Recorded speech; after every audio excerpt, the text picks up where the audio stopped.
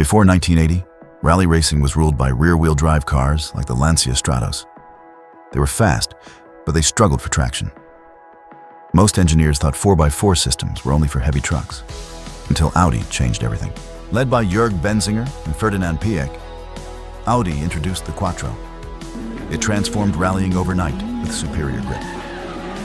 In 1982, they claimed the manufacturer's title, proving that all-wheel drive was the future of speed. At its heart was the legendary 2.1-liter inline-5 engine. It produced a massive 306 horsepower in Group B form. But it was that unmistakable 5-cylinder howl that became Audi's battle cry on the rally stages. While rivals simply slid, the Quattro gripped and flew. Legendary drivers like Hannu Mikkola and Michel Mouton showcased its potential, forcing every other team to adopt AWD or be left in the dust.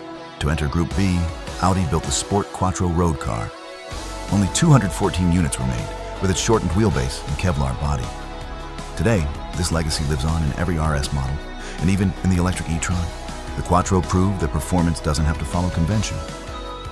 If you enjoyed this journey through history, don't forget to like, subscribe to AutoLegacy 26, and share this video with a car lover.